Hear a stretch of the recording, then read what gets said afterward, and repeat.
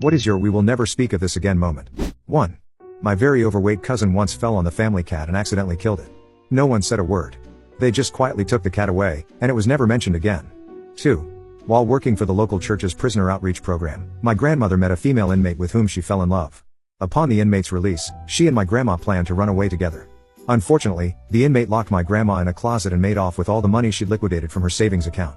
That's why my grandma had to work as a lunch lady at my middle school, and why we financially supported her for the rest of her life. We never speak of it. 3. My dad took me to see the movie Face/Off when I was 7. As we walked out of the theater, he put his arm around my shoulder and said, "Never, ever tell your mother we saw that movie." I never have. 4. When I was 13, we went to the mall after having pizza for lunch. I was browsing shoes when I felt what I thought was a fart coming on. I let it out, and immediately realized I had made a horrible mistake. Something wet hit my shoe. I had shorts on and had just pooped on my shoe in the floor. I left the store, walked straight out of the mall, and sat on a bench outside until my parents found me. We went home, and I threw away my clothes. We've never spoken of it since. 5. I was wingman for a buddy at a bar in Toronto. He had pretty much sealed the deal with a really cute girl when I overheard her say, "I just need to check with my friend real quick." Her friend, the one I was distracting 12 feet away, was, well, less than appealing.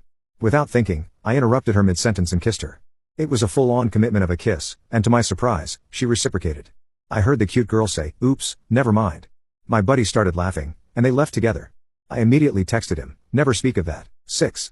About 6 years ago, my best friend and I went to a club, one of the hottest places to be seen at the time. She struggled with her weight her whole life.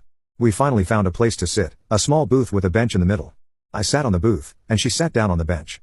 The bench broke loudly, and she fell to the floor, spilling her drink and trying to fight back tears. She bolted out of the club. I ran to find the manager and told him that I had broken the bench and that it should be removed before someone tripped. He apologized and comped my tab.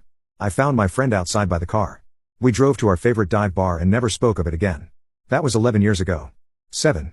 My wife and I were visiting my cousin in the city. They live in an apartment on the 40-something floor. We were out on the balcony, drinking beers and getting a little tipsy. My wife rested her beer can on the balcony railing. I scolded her, worried it might fall, and reached to move it. But, in my half-drunk clumsiness, I knocked it off. We watched in horror as the can fell 40 stories, slicing through the air like a bullet, and landed with a sharp crack, just inches away from a crowd of people on the street below. We slowly backed away from the railing, went back inside, and never told anyone. 8. When I was 17, a photo radar ticket arrived in the mail for my truck, 40 kilometers over the speed limit. My mom was furious. "How dare you drive like a maniac? I raised you better." But the truth was, I hadn't been driving. My dad had borrowed my truck that day.